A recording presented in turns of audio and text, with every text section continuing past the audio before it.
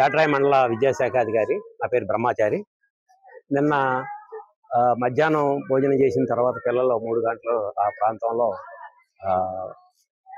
కడుపులో నొప్పి, తర్వాత వాంతులు అవటం జరిగింది. మన పేటరాయి పిహెచ్సి డాక్టర్ గారు విజయలక్ష్మి గారు ఆ పాఠశాలకి వెళ్ళి వైద్యం అందించారు. సాయంత్రం 6 గంటల దాకా అక్కడే ఉండి వైద్యం చేయటం జరిగింది.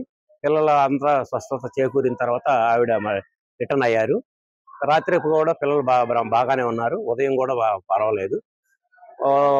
ఈ రోజున మళ్ళీ రెగ్యులర్ చెకప్ కోసం మళ్ళీ ఈ రోజున డాక్టర్ గారు నేను కూడా ఎంక్వైరీ కోసం అక్కడికి వెళ్ళడం జరిగింది.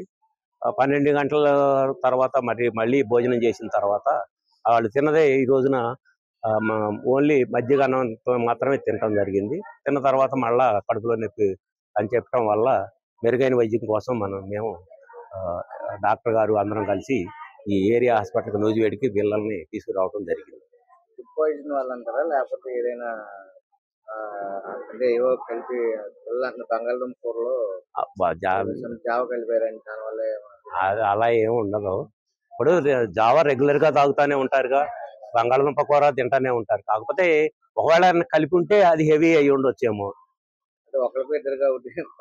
అంటే ఇప్పుడు 39 మంది ఉన్నారు కదా, అక్కడ 39 మందికి అవ్వాలి కదా, అది అందరికి లేదుగా. ఆ ప్రాబ్లం ఈ 9 మందికే వచ్చిందిగా. అది 9 మందిలో ఇప్పుడు మీరు చూశారు అక్కడ ఎంతమంది చలాకీగా బయట ఆడుకుంటున్నారో తిరుగుతున్నారో మీరు చూసే ఉంటారు లోపల. అది ఇంకోటి ఏంటంటే రాత్రి కొంతమంది మళ్ళీ హెవీ ఫుడ్ తిన్నారు. ఉదయం కూడా హెవీ ఫుడ్ తినడం జరిగింది.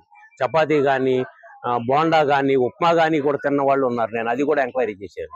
మరి అది అరగదు.